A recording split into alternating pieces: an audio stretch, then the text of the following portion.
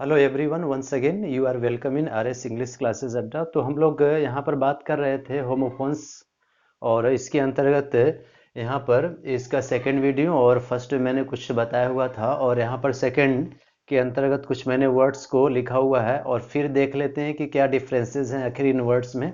और बताया गया कि व्हाट इज होमोफोन्स। तो इसमें बताया गया कि they are similar in sound but their meaning will be different because their spelling will be different, so their meaning will be different also.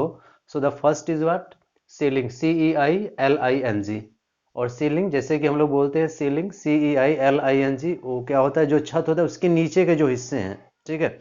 जैसे under surface of a roof, roof जो छत होता है उसके नीचे की जो, ठीक है, यानी जो हमारा ये फ्लोर है जस्ट इसके ऊपर का जो हिस्सा होता है, तो उसी को बता रहे, नहीं, सरफेस ऑफ अ रूफ, उसको बोलते हैं ceiling. And the spelling is CEILING, and under surface of a roof. And second is ceiling. We shall also say this word ceiling, CEALING. And what is the meaning of this word ceiling? And this is also ceiling fastening with wax. And what is मुहर लगाना, उसको बोलते हैं, एक प्रक्रिया है मुहर लगाने की। तो बोला गया sealing, SEALING। And what will be the English meaning? Fastening with wax. Wax, you know, wax का मतलब होता है मोम होता है, तो बता रहा है कि फास्टनिंग विथ वैक्स, मुहर लगाना। और फर्स्ट तो था हमारा ceiling, CEILING। And number third लिखा है बोअर, द मेल स्वाइन, यानी सुअर जो होता है इससे मेल और फीमेल होते हैं। तो इससे बता रहा है कि ये जो BOAR है इसको क्या बोलेंगे? द मेल स्वाइन, और इसको बोला गया सुअर, ठीक है, BOAR। And number four is, यहाँ पर लिखा है BORE। And what will be the meaning? ठीक है, BORE। तो यहाँ पर देखा जाए तो बियर का सेकेंड फॉर्म, यानी सहन करना जो होता है एक, यहाँ पर सिमिलर बनाने के लिए यहाँ आप देख रहे हैं BORE, ठीक है। और इसकी मीनिंग क्या होती है? To put up with. And the meaning Hindi क्या हो जाएगा? सहन करना, तो उसी को बता रहा है। और fifth, that is the cell. And what is the meaning of the cell? और स्पेलिंग क्या है? CELL। सेल का मतलब क्या होता है? यहाँ पर a small room of a prison, ठीक है, छोटी कोठरी जिसको बोला गया। और ये यूज किया जाता है जैसे कि कारागार, जो प्रिजन है उसमें जो बहुत ही छोटा रूम होता है, ठीक। और बेसिकली क्या होता है? देयर इज डार्कनेस, बेसिकली यहाँ बता रहे a small room of a prison, तो इसको बोल रहा है कि छोटी कोठरी बोलेंगे इसको। And number six is what लिखा हुआ है? SAIL, ठीक है।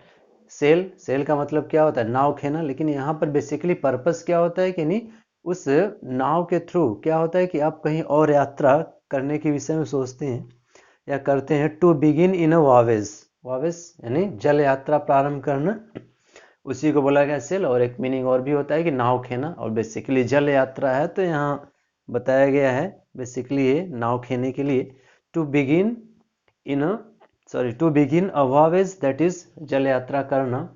तो एक बार और हम लोग इसको देख लेते हैं। सीलिंग जो है CEILING, and the meaning is what? Under surface of a roof, बोला गया छत, ठीक। अब इसी का एक कम्बिनेशन जो है सेकंड, बोल रहा है SEALING। एंड मीनिंग क्या है? फास्टनिंग विथ वैक्स, यानी मोहर लगाना। इस दूसरे वाले का SEALING। And number third is BOAR, और बताया गया कि ये क्या होता है? सुअर, जिसको बोला गया। और बेसिकली क्या हो? That is related to the male category, ठीक है, द मेल स्वाइन को बोलते हैं। And BOAR। और फोर्थ है हमारा BORE, and the meaning is to put up with. And the meaning is what? सहन करना, ठीक है।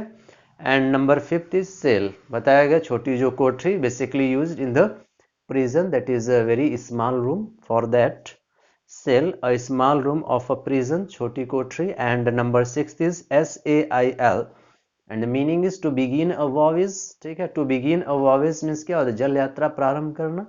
so I told you these six words related to the homophones। और बेसिकली मैंने बताया कि इसमें होता क्या है कि जैसे पैराग्राफ में फिल करने के लिए अलग अलग लेवल पर होता है, तो कहीं कहीं क्या होता है, होमोफोन्स बेस्ड भी दिया जाता है।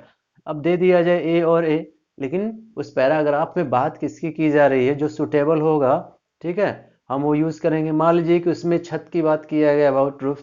अब बेसिकली अब जिनको नहीं नॉलेज रहेगा तो जाहिर सी बात है अपने अकॉर्डिंग फिल करेंगे, but actual meaning we should know about selling. तो यहाँ पर ए और ए बेसिकली बहुत ही कंफ्यूजिंग होता है, तो थोड़े प्रैक्टिस के थ्रू चीज़ें देखिए, कठिन या इजी होती नहीं है। आ गया तो इजी है, नहीं आया तो फिर वही आपके लिए इजी ही क्या होगा, डिफिकल्ट हो जाएगा। तो इजी या डिफिकल्ट इट डजेंट मैटर, ठीक है। यदि सीख लें तो इजी है, नहीं तो फिर वही क्या है, डिफिकल्ट होता है। और जब लगे कि नहीं अब जरूरी हो गया है सीखना, तो उस समय सीखेंगे तो आपका क्या होता है, एक इंटरेस्ट भी रहता है कि नहीं हमको सीखना ही है।